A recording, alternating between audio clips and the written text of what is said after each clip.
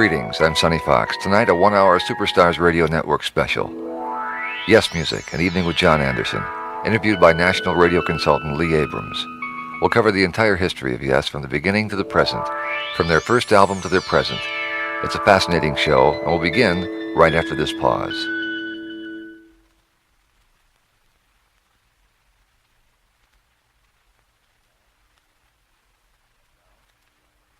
And now, John Anderson.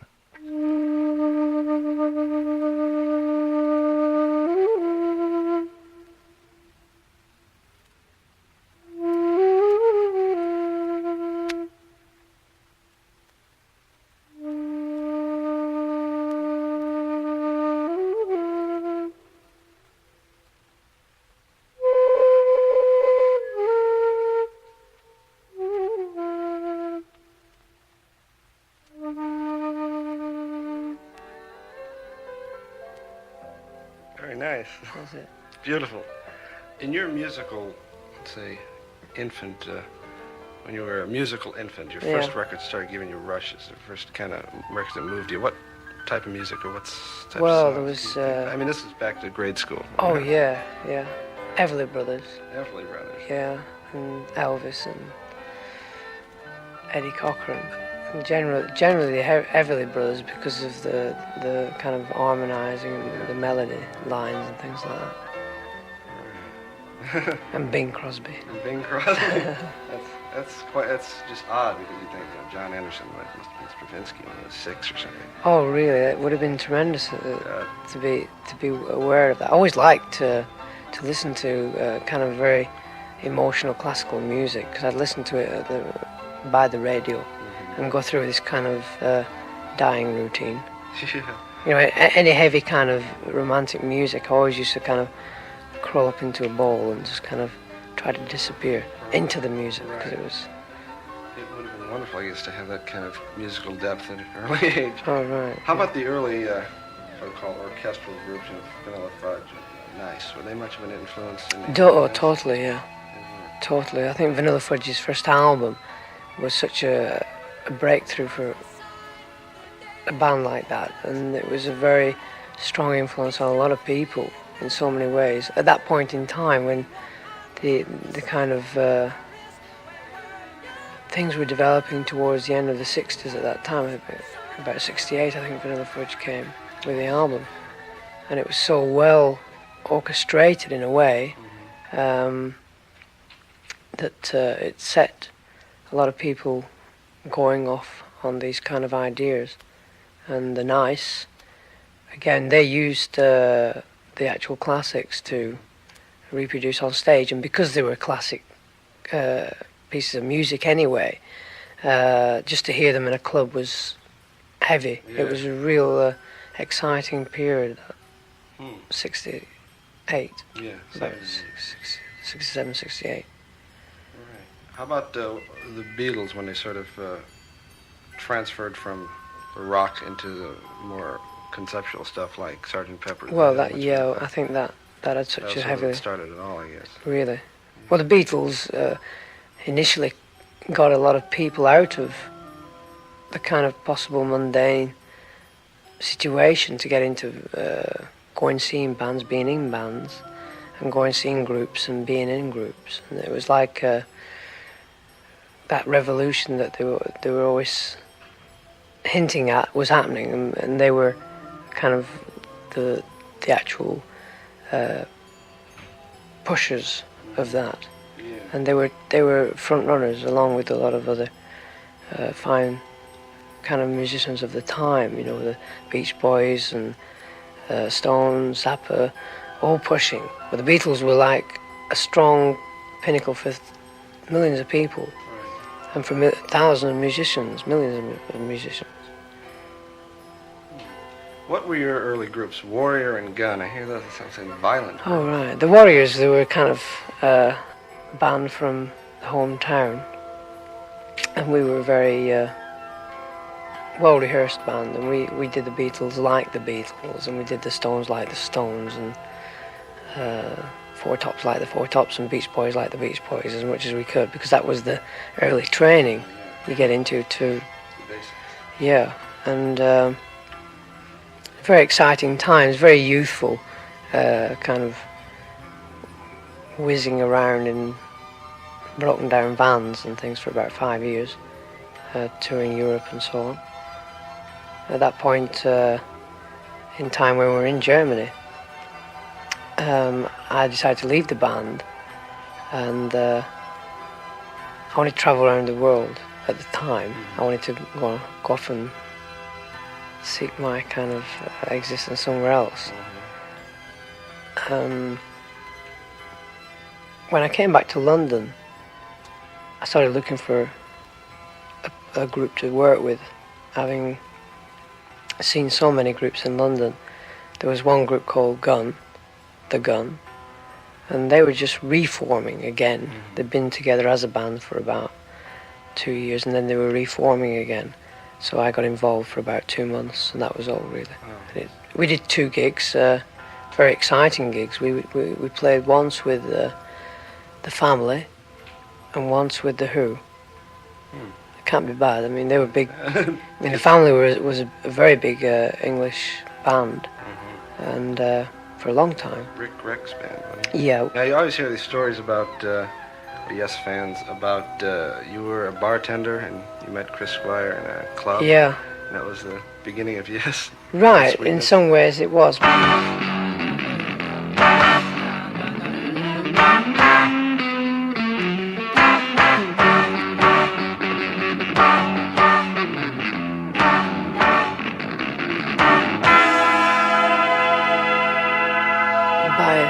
working in the Shas Club, which is in Wardour Street, the music area of Soho, the Marquees there and a few other clubs, and all the musicians would go to the Shas Club for after and before gig drinks kind of thing, and I was kind of hanging in there and helping out, just generally looking for a gig, but in the meantime helping out in this small club. And that's where we got to meet a lot of musicians, and I started to see what was going on, and just bided my time. And then there was that fateful afternoon. It was just me and Chris in the bar. I was at one end of the bar, and Chris was at the other end of the bar, and we'd never met.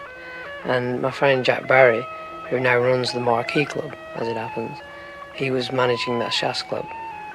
And he said, "You've got to come and meet this guy over here. He's a bass player. He's getting a band together. I think you could get it together." And so he introduced us, and we just chatted for about half an hour, and I went round to his house and we sang some songs together. And that's how we realised there was every possibility that we should work together.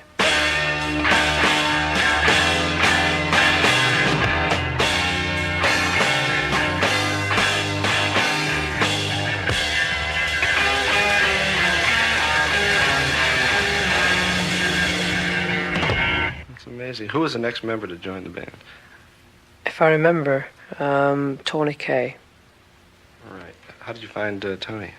Well, Tony was he was known to Chris Squire, and it's funny that I worked with Tony about 3 years previously with the Warriors. He was with another band, so when we met, we knew of each other.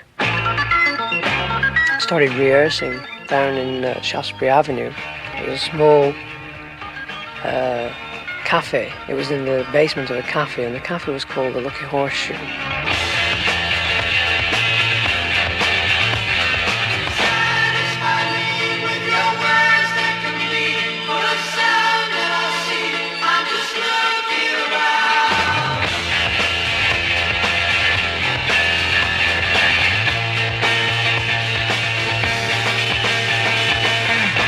And then the next step was to find a drummer.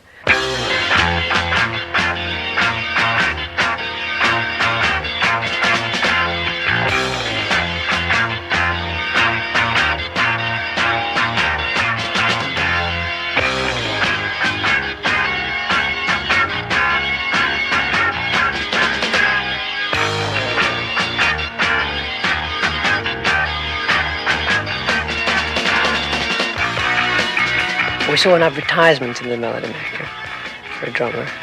So we rang him up and I asked him what kind of kit he had. Because I think at that time I was thinking, well, if he is good, it's got to be a Ludwig kit that he's got. Right? And if he isn't good, he's got a cheaper kit, which is a silly way of looking at things, you know. And he said he had a Ludwig kit. Oh, was it the one that was painted? Yeah. It wasn't a Ludwig kit, but it was.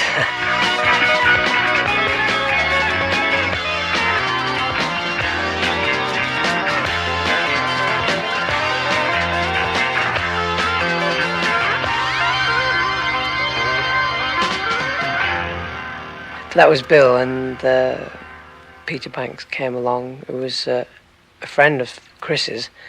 And Chris had mentioned Peter a couple of times, but he was busy with another band. But eventually he came along and we got into rehearsing for a month. And that's how we got on the road.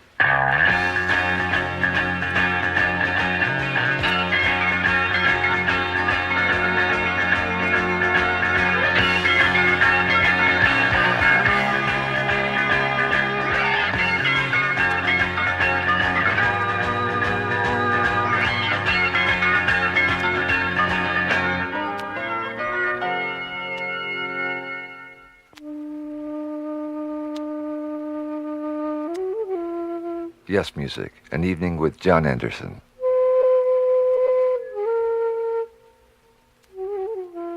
A Superstars Radio Network special will continue right after this pause.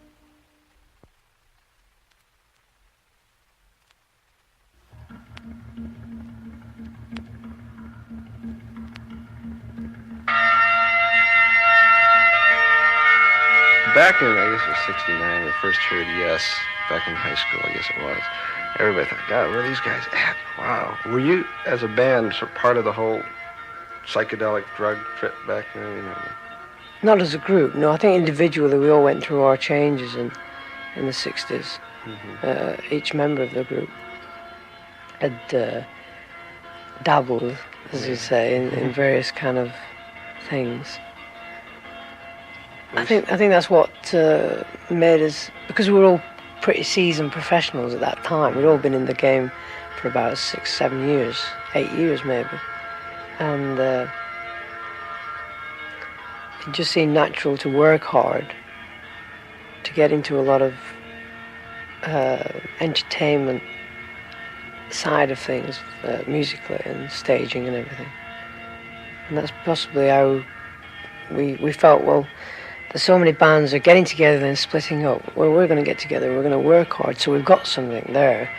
And that's going to keep us going. Yeah. And that's what a lot of rehearsals can do for a band. If you work pretty hard on your rehearsals, then you've got something to stand by.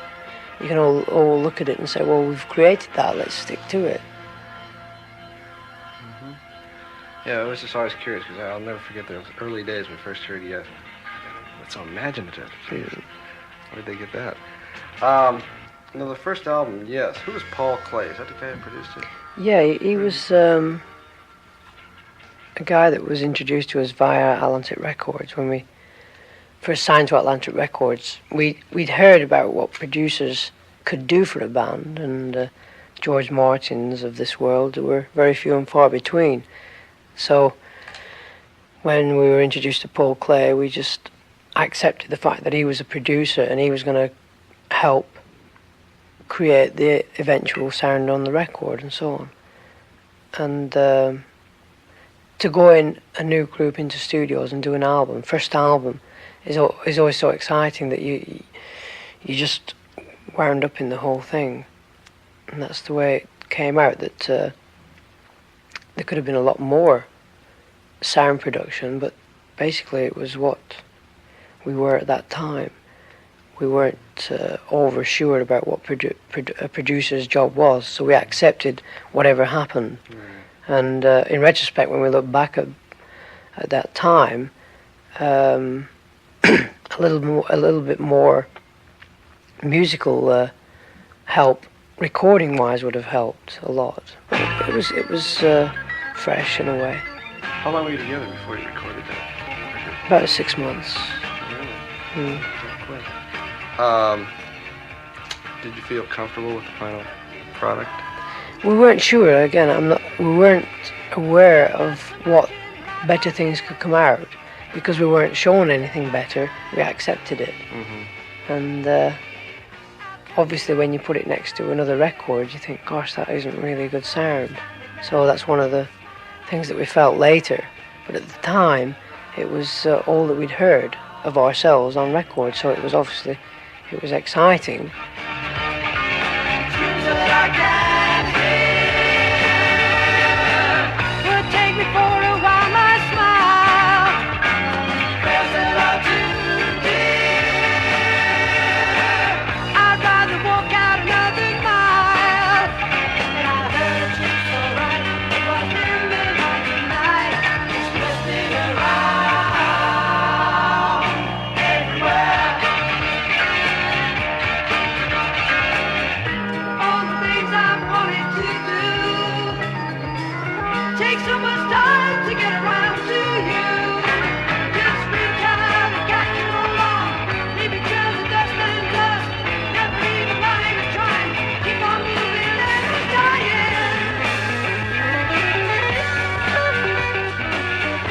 I had an inner feeling that it was okay, but it wasn't incredible. And that's the way it was. That's exactly what happened. It wasn't an incredibly well-accepted album, but it was like an initial beginning for the group. How did it do in England? Pretty well. It was, I say it wasn't overly accepted. It was just nicely accepted. And we started to get a name going for ourselves. And that's the main thing to be doing. I mean, if you have a #1 album with your first album, I mean, that's something else. You can't even think about things like that. On the second record, with the string arrangements, were those used in lieu of a mellotron or? Yeah, I felt so. At the time, I'd started listening to a lot of classical music, starting with the Planets? The Planets, Dvorak, Tchaikovsky, generally centering around that area. It was exciting. I felt very strong about orchestration at that time and wondered if we could ever, as a group, get that together on stage, especially to be able to go on stage and sound like an orchestra would be incredible. So we had a lot of talks about this, and after a while we decided that the Time and a Word album, we would try and feature kind of strings and horns and brass and so on. Is that the album? That was the album you were introduced to Eddie Offord? Yeah, right. Because Tony Colton produced that with us. Again, it was another situation where someone like Tony Colton could come in, and he had a lot of experience in recording, and he was a musician, he was a singer and writer, and he did help us immensely at that time. We weren't sure, again, we weren't sure about what we wanted to put down sound-wise on record, so we got session musicians in. And session musicians are fine to a point, but in some ways they're not going to bend over backwards to really get off on what they're doing. Right. Unless they're arranged to do so. And the arranger that we had, I think it was Paul Cox, who was a very fine arranger, very well studied arranger. He knew what he was putting down. Possibly didn't have the drive that I would have liked to have seen in someone to really get them guys going. But it was just a matter of course that these things happened, and we accepted them and enjoyed them immensely. I mean, it was a very enjoyable period. Looking back, I read one time, a few years ago, that looking back on Time and a Word, you felt the lyrics were kind of immature, or the album was immature. Yeah. Sort of overstatements. Grocery store, $10. Just making change for plastic. Yeah, it's difficult really because you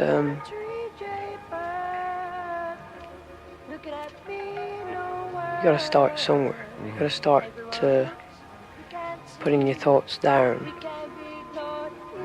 And you have to start in a certain position. At the time, probably when I had that interview, I was thinking about it and saying that it was obviously immature because that's what it was. There wasn't anything wrong in it. But it was fine, you know. Yeah. Like ecstasy, the sound of trees, most anything what a baby sees.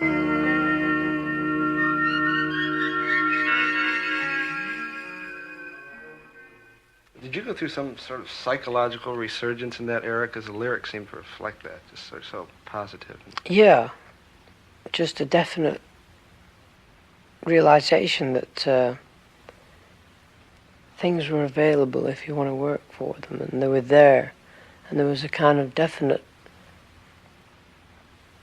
feeling that we'd started on something, and it was going to go on for a long time, and that was it. Yeah. And it was very strong. Yeah, it sounds like that. It seemed like at that time it was a lot of the music reflected sort of burnout, and then there was this, the lyrically on that album, just very positive. Third album, it seems like that was sort of a breakthrough album. Is that correct? I feel so. I think it became the first group album. It wasn't produced by anybody, it wasn't organized by anybody but the group. Mm-hmm. And with getting Steve Howe in the band, it rejuvenated a lot more sense of being what a group is. I could talk to Steve a lot easier about music, about what we could be doing, where we're going, and so on.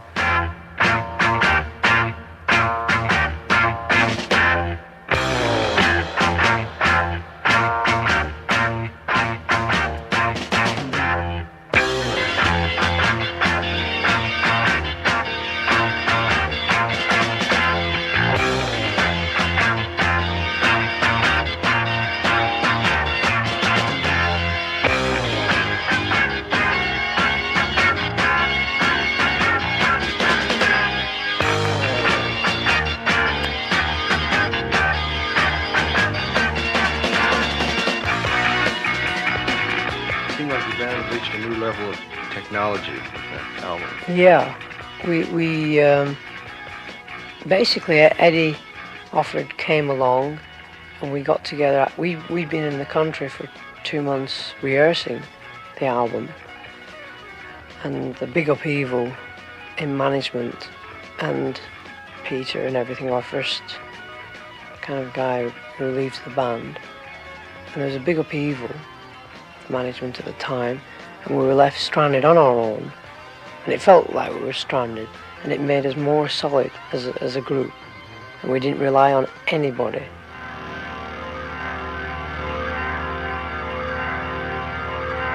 Yesterday a morning came, a smile upon your face. Caesar's palace, morning glory, city, human race. On a sailing ship to nowhere, leaving any place.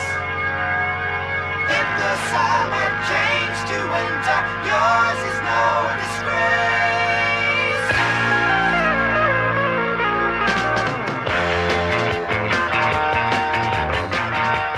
We didn't rely on anything but the group. And we went in the studio in Vision, and Eddie was there, and we were a very tight situation, and we weren't going to budge. Anybody could walk in and say, why don't you do this, try that. We weren't going to budge. We had an idea, we knew what we were going to do, because we worked it out. And that's why the Yes album was the first important statement from the band in terms of really finding its feet.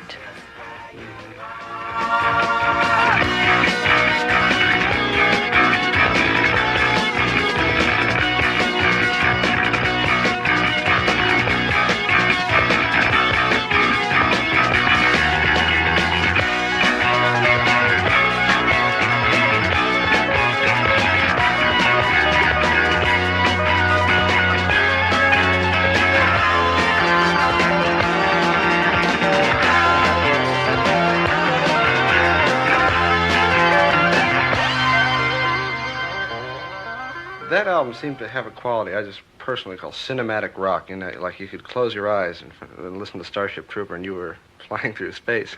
Did you try to accomplish that kind of feeling going in there, or was that... It just happened. Really? We had this, again, we had this strong sense that we were doing the right thing, no matter what. We were doing the right thing, and it was going to happen.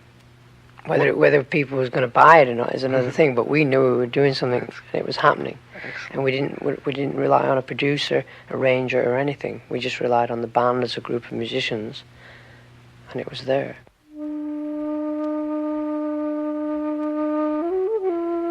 Yes Music, an evening with John Anderson.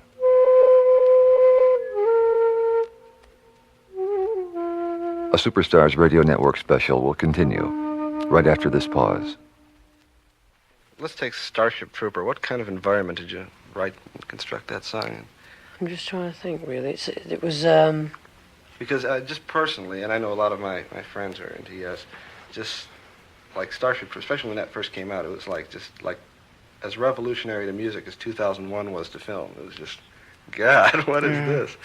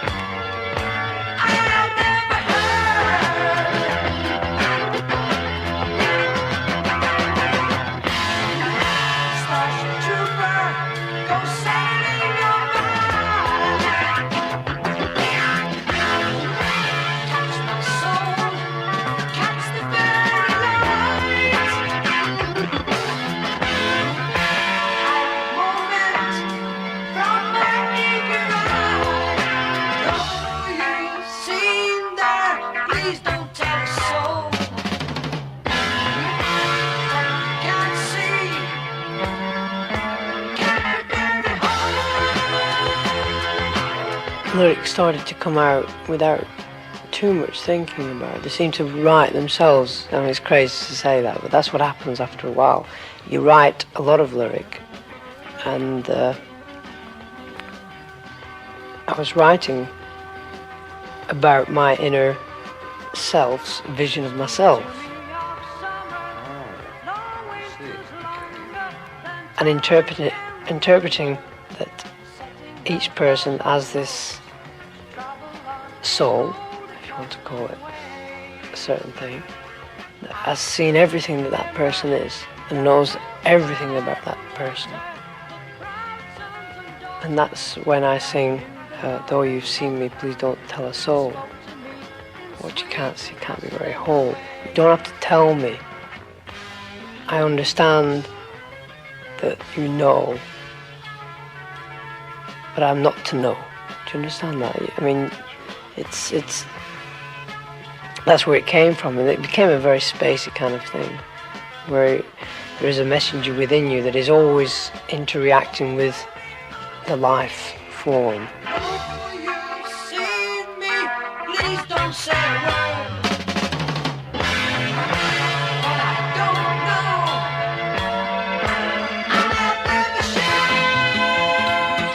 There's that point within yourself that knows you. We call it God, right? And it's this point where you say, Mother Life, hold firmly onto me, spread my knowledge higher than the day. Release as much as only you can show, because no matter how much you want to get clearer visions of what you're up to, you're only going to get a certain amount. You're only going to get a little bit of the amount that you want, everything you want. You're only going to get a little bit of that, so accept it that it is a little bit, but in fact, the little bit that you get is so incredibly enormous. That's what it's all about. You forget about the rest. Right. These things that you thought you wanted. Chris wrote the line and we co-wrote the lyric. I remember I wrote to Loneliness is a Power That We Possess to give a tickler forever.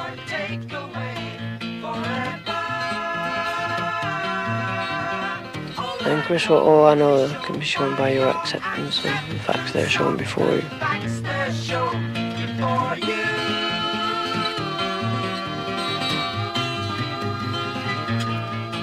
And then he wrote, take what I say in a different way. And it's easy to say that this is all confusion.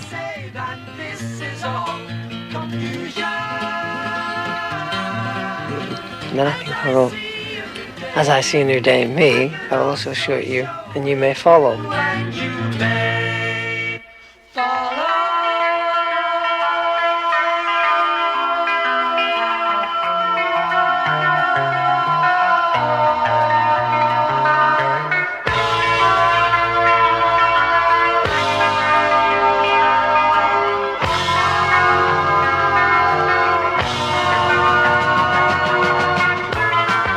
Generally, the me's and my's, I's and we are all generated from the listener, not the actual, what I think. I think the same, but I've always thought that I and me and you is the listener to the song. It is him, me, I. Speak to me of summer, no winter's longer, and time can remember setting up on the roads to travel on in old accustomed ways. I still remember the talks by the water, the proud sons and daughters that knew the knowledge of the land, spoke to me in sweet accustomed ways.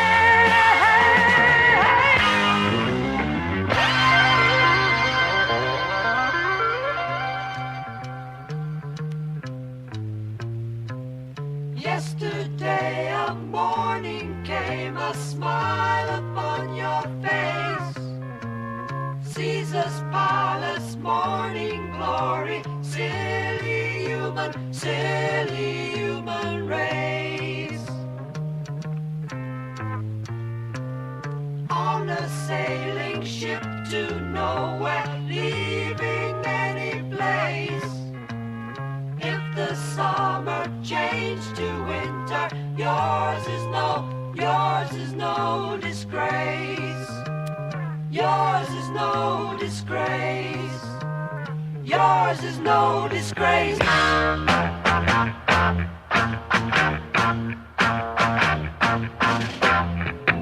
It was Vietnam at the time, and kids going out there who had to fight, and it's not their fault that they had to fight. They had to get into it. They had to get on top of it, or else they're going to get killed. They had to get on top of the whole situation, and that's what struck me, that it wasn't a disgrace to fight, even though the most inner feelings of man is that it's the most cruel, degrading, abysmal thing to be doing is to kill your fellow man. But because of the energy and the atmosphere you're sent to look after your country for some reason that you're not quite sure of. So yours is no disgrace, that was the song.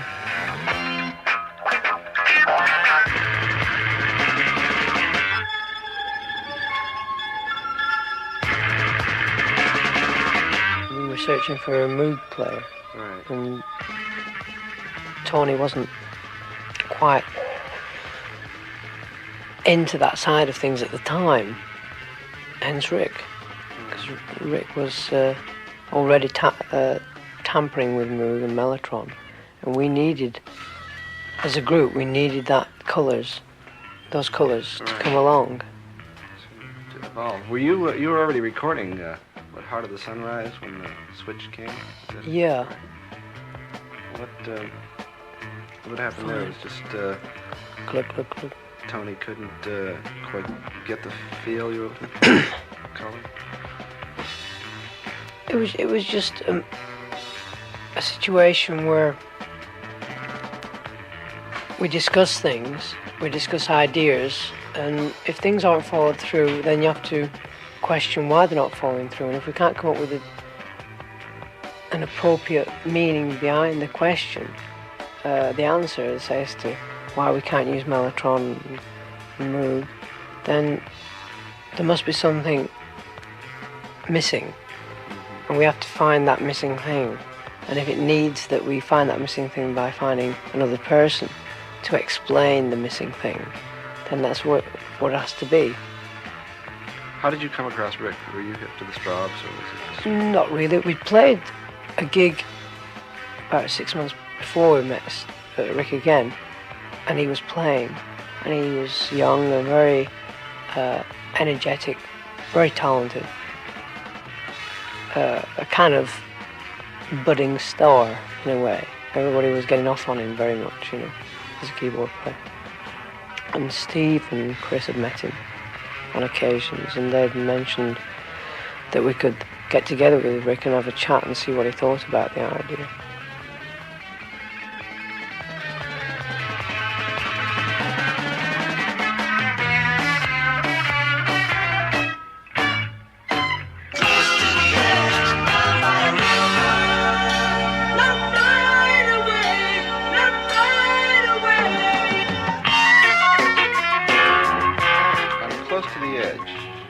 Song Close to the Edge, I guess your first long composition extended. Yeah.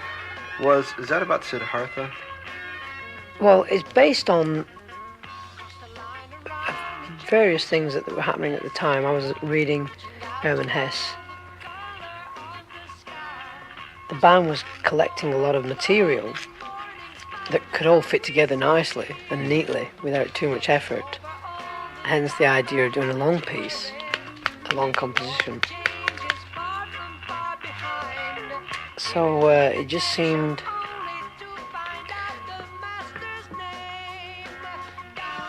while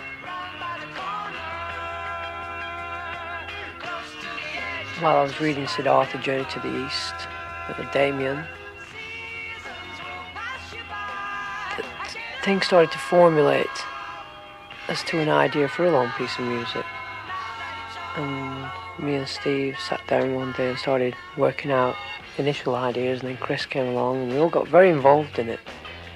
And the lyrical content became a kind of dream sequence in a way. The end verse is a dream that I had a long time ago about passing on from this world to another world. Yet feeling so fantastic about it that death never frightened me ever since, you know. I think in the early days when I was very small, I used to be frightened of this idea of not being here. But where else can there be if there isn't here? And it just seemed a matter of course that death being such a beautiful experience for man physical to go through as being born is. That's what seemed to come out of the song, that it was a very pastoral kind of experience rather than a very frightening and oh gosh, oh, get it, I don't want to die. And these things.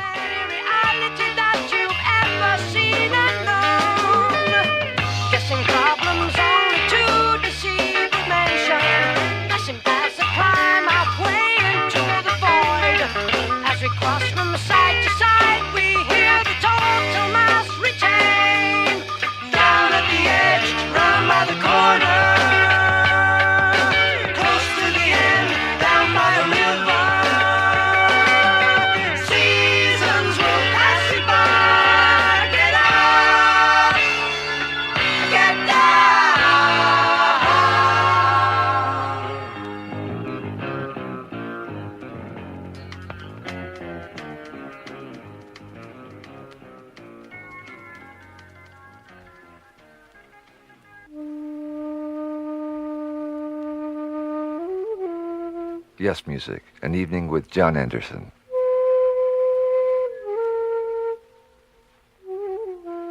A Superstars Radio Network special will continue right after this pause.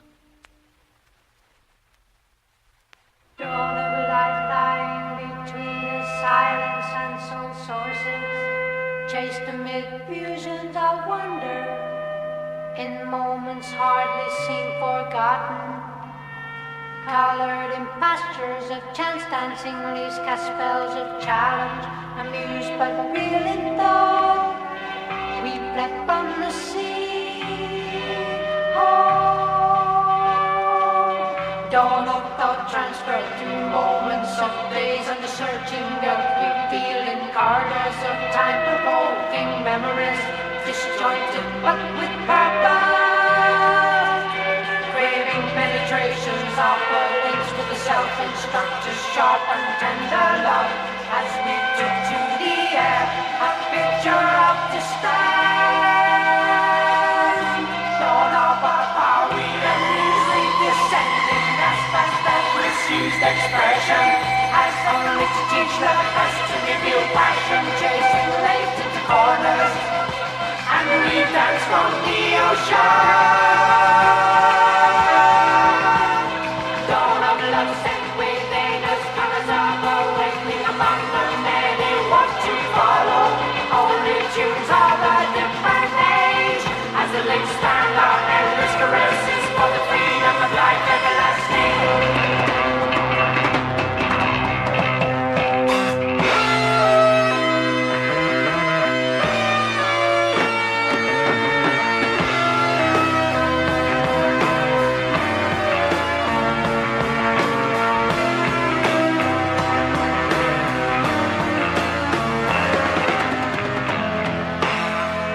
Tales. Now, did that have any ill effect on the group, the sort of lack of critical acclaim when it came out? Again, because we'd started off on this thing, this idea that we were going to carry on whatever came in front of us, we were going to attempt. It made us more resolute to stay where we were. Why try to be what the critics want you to be, or what possibly a lot of people would have liked us to have been. But what we were was what we were, and we couldn't back down from it and say, oh, we're sorry we did this, or, you know.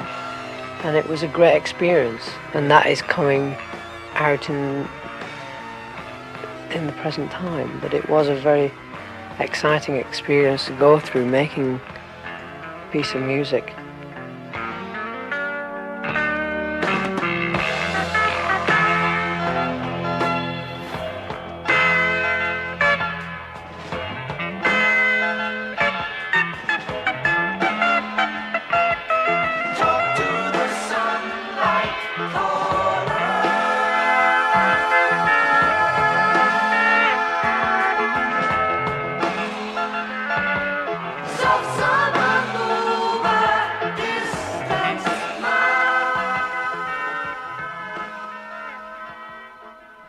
One thing always amazed me about Yes, the sort of really business-like attitude the group takes toward not only the music, just everything, just efficiency. That's important. Oh, yeah, I guess. It's so important. And it shows. And what kind of, isn't it difficult to administrate? Who is in charge of coordinating the whole? Yes, from. Well, we all are, really. It's really a group effort. Yeah, and not just the group. It's the group of people around the group, and the group of people. Yeah, the road crew have been with us for a long time, so they know us and we know them, and we have a very, very strong feeling about the whole situation. And without one, we can't have the other. Without the band, there won't be a road crew. Without a road crew, there won't be the band. Right. You know, it's that strong where we rely on their judgment at certain times. We rely on management, obviously, and close reaction from people close around us. When Wakeman left, you were going to hire or work with Vangelis. What was it? I mentioned that at the time there was this guy called Vangelis whose records I'd listened to, and he very had bizarre. something that really hit me very strongly, and has done ever since. So we worked out together, and basically because we were a very strict, we have a strict working relationship that we enjoy, and he was a very loose character. He was possibly the opposite end of the stick to the band. That's possibly why it didn't come about, that we didn't work together. But we enjoyed the idea of working together, and we enjoyed playing together, But to make things in perspective, we realised together that it wasn't going to happen. At the time we were rehearsing in Relayer. We had a few ideas coming up on Relayer as an album project, and we would wait until the man came along who was obviously part of the band, who saw himself as part of the band, and that was Patrick.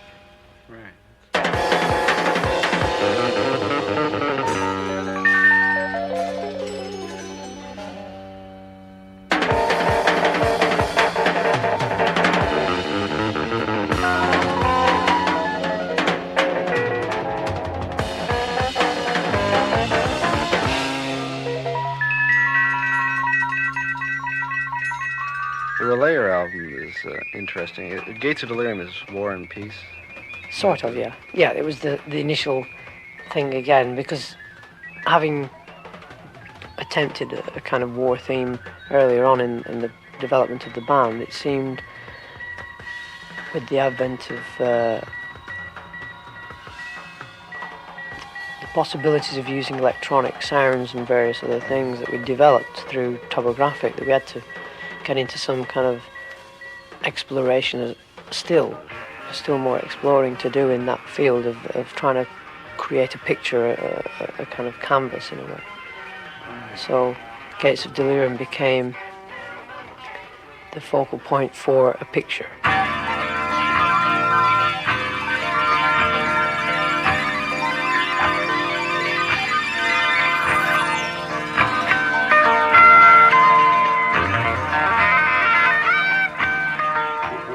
Album that you didn't use at Vision, right? Was it recorded in Chris's basement or something? Yeah, this was recorded at Chris's studio. He's got a studio.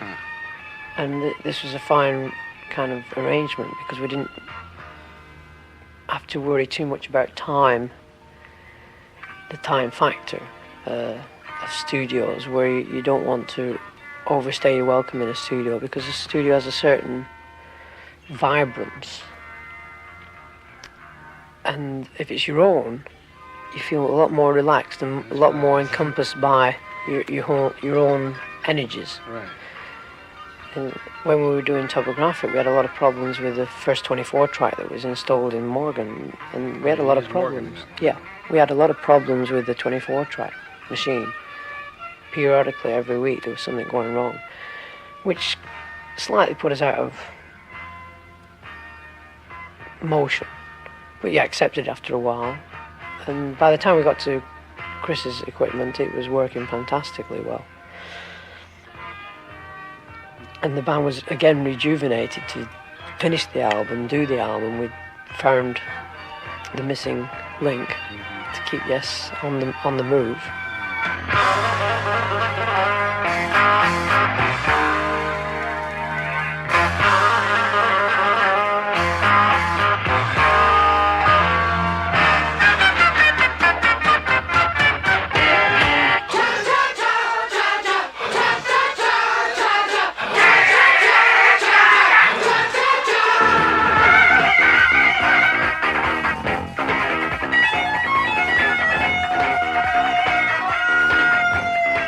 Sound Chaser came out as the strong kind of line of music that was happening around that time, that we were chasing a lot of things, a lot of ideas, and Sound Chaser as a piece of music became that kind of explanation of our situation. We'd still tried to do it, we'd still done the pictorial kind of thing with Gates of Delirium, and then we did the gentle kind of to be over affirmation of a lot of things, how we felt about a lot of things, and still being able to construct.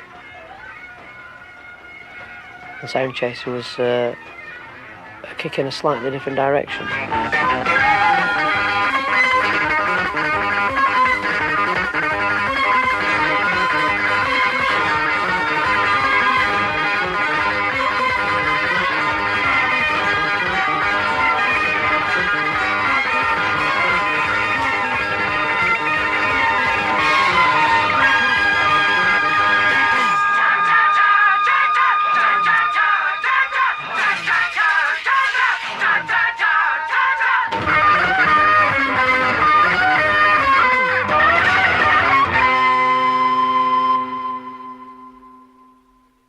Is Eddie still working with the band? I'd heard. Not anymore, no. What happened there?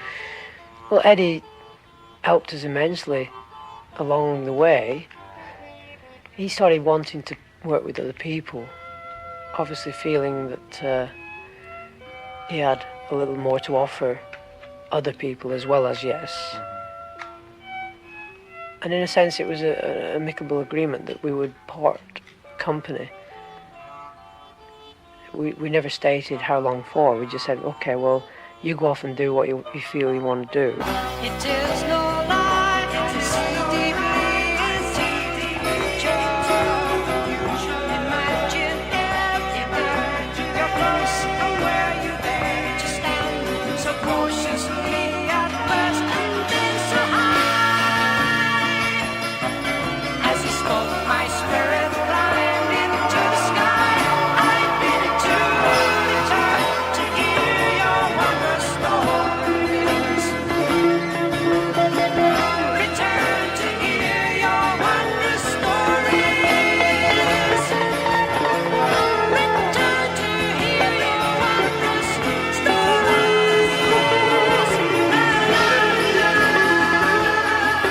La la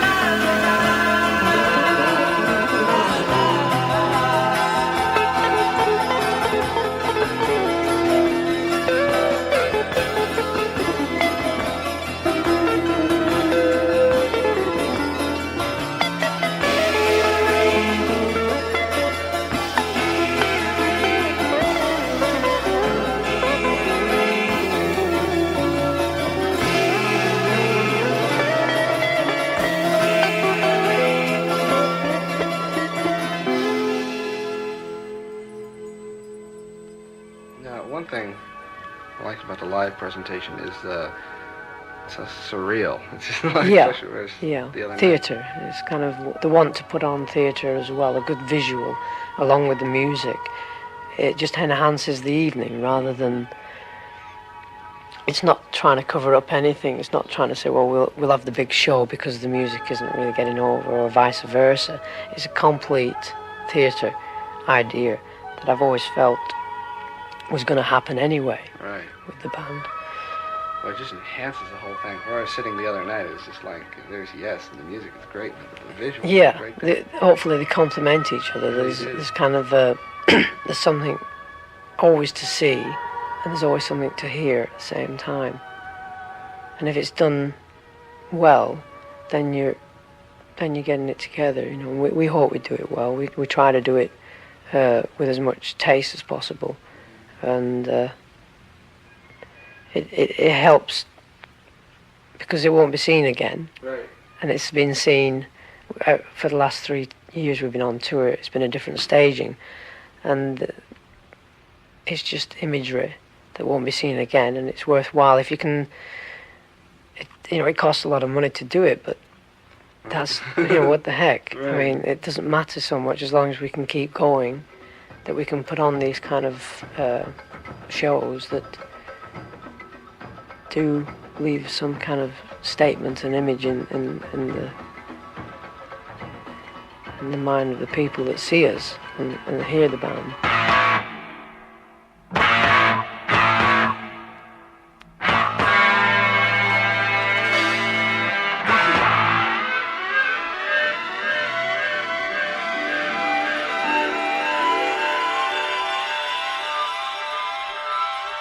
Well, listen, I appreciate it. I guess, that would be about all I have right now. Pleasure. It's been a pleasure. How about a little Fantastic. closing? A quick blast Yes. from the past.